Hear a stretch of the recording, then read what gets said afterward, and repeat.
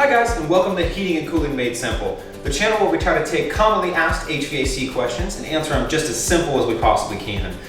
I'm Isaiah, I'm a technician in the industry, and today's question we're going to be answering is, how does a furnace actually heat a house?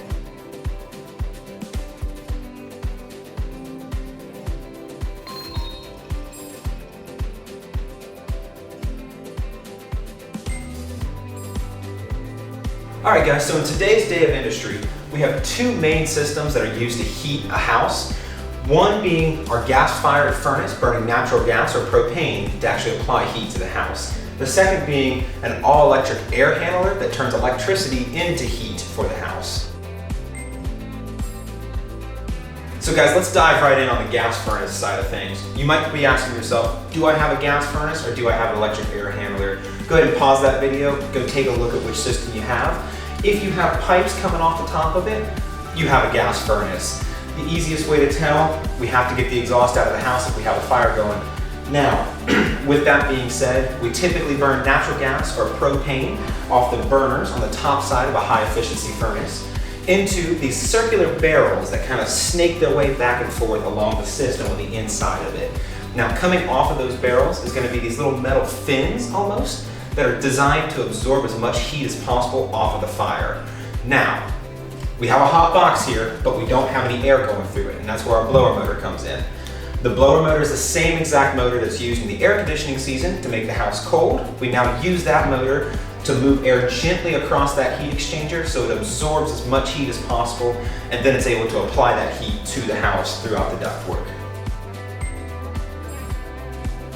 So if we went and looked at our systems, we saw we don't have exhaust pipes, and we have elevated electric bills in the coldest to the hottest parts of the year.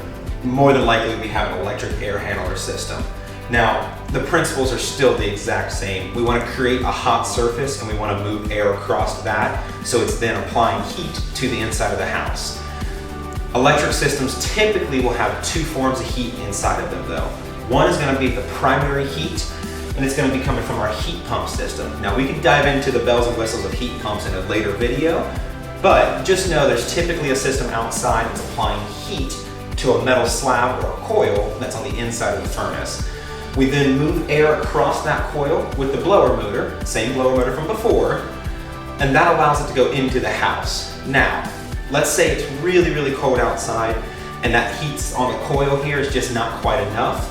That's when we have our secondary, our auxiliary, or emergency form of heat. It can be called all three of those things depending on what thermostat you have. But that is housed on the top side of the furnace up here.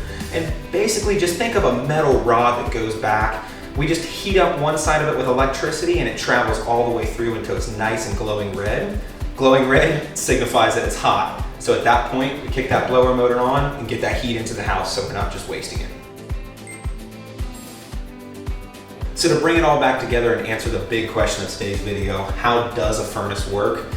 We simply just heat up a piece of metal, whether that be a heat exchanger or a coil, or even a coil on an auxiliary heat source. We just heat that metal and then we use a blower motor to move air at a consistent, slower rate of speed across that metal, so it's then able to absorb as much heat as possible and then apply it to the living space in the house. Both systems principally are the exact same, it's just a matter of where we get our energy from. So if you found today's Made Simple video to be helpful, please go ahead and smash that thumbs up button, hit the subscribe button while you're there, and if you have any ideas on what our next video should be, leave them in the comment section below. We love to check in on those comments. Until next time, y'all, take care.